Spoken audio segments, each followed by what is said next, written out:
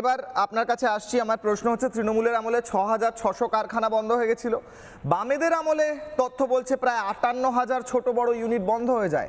এর আগের সরকারগুলো এভাবে রাজ্যকে দেউলিয়া না বানালে হয়তো আরো ভালোভাবে স্টার্ট করা যেত নতুন সরকারের পক্ষে। 30 সেকেন্ডস।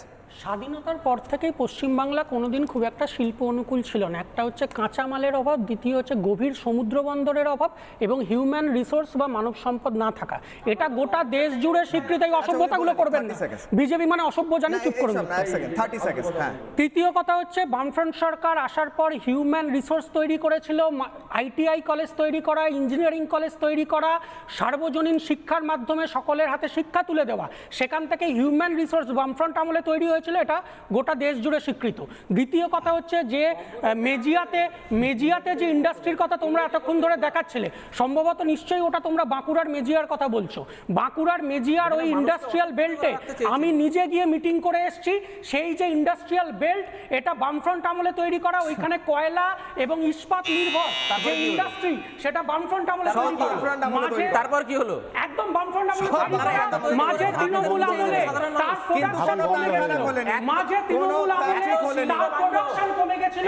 সেই প্রোডাকশনটা যে জন্য সাধারণ মানুষ মুছে দিয়েছে, সেইটা নতুন করে আবার প্রোডাকশনের প্রয়োজন। আর থার্ড কথা যেটা, সেটা হচ্ছে বিজেপির নেতারা বলছে সাধারণ মানুষ পশ্চিমবঙ্গের বলল এবং সিন্ডিকেটের জন্য এই সরকার দরকার নেই। কি সারাক্ষণ কথা বলে যাবে? না না, শুনুন, বলুন।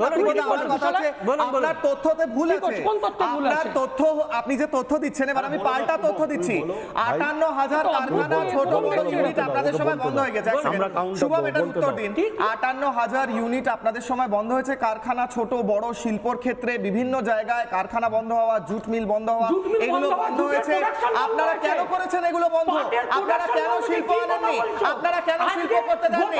কেন মমতা বন্দ্যোপাধ্যায় যখন অনশন করছিলেন, বুদ্ধদেব ভট্টাচার্যের ক্ষমতা হয়নি ওখান থেকে অনশন মঞ্চটা তুলে দিয়ে ওখানে টাটাকে জায়গা দেওয়ার?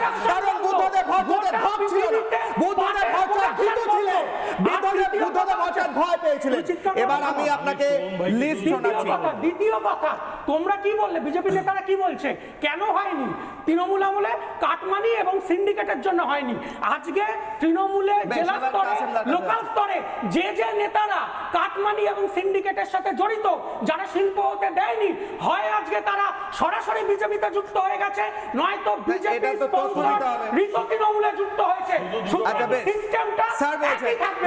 সিস্টেম যদি একই থাকে, শিল্প চলতে পারে না, শিল্প হতে পারে না।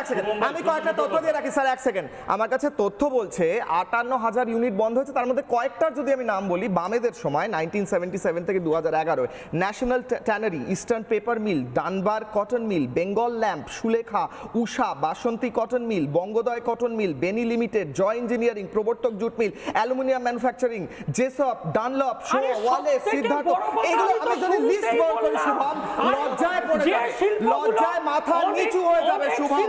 Tyre corporation of India, Bharat brakes and Dunlop, Smith institute, ইলাস্ট্রিয়া ম্যানুফ্যাকচারিং, মেটাল বক্স বন্ধ হয়ে গিয়েছে, বেঙ্গল বক্স বন্ধ হয়ে গিয়েছে, মোহিনী মিল বন্ধ হয়ে গিয়েছে, সোদপুর কটন মিল বন্ধ হয়ে গিয়েছে, অ্যাপল জিপার বামেদের আমলে বন্ধ হয়েছে, আমকো বামেদের আমলে বন্ধ হয়েছে, ইস্ট আংলিয়া প্লাস্টিক বামেদের আমলে বন্ধ হয়েছে, রুবি পেইন্টস বামেদের আমলে বন্ধ হয়েছে, এআরপি রাবার বামেদের আমলে বন্ধ হয়েছে। আর বামেদের অদ্ভুত একটা লজিক যে পশ্চিমবঙ্গে তো কিছু নেই শিল্প আনেকর থেকে, তাহলে পশ্চিমবঙ্গে হবেটা কি? এখন কি করে? এখন কি করে? সেগুলো প্রত্যেকটা কাসেমদার কাছে যাওয়ার আগে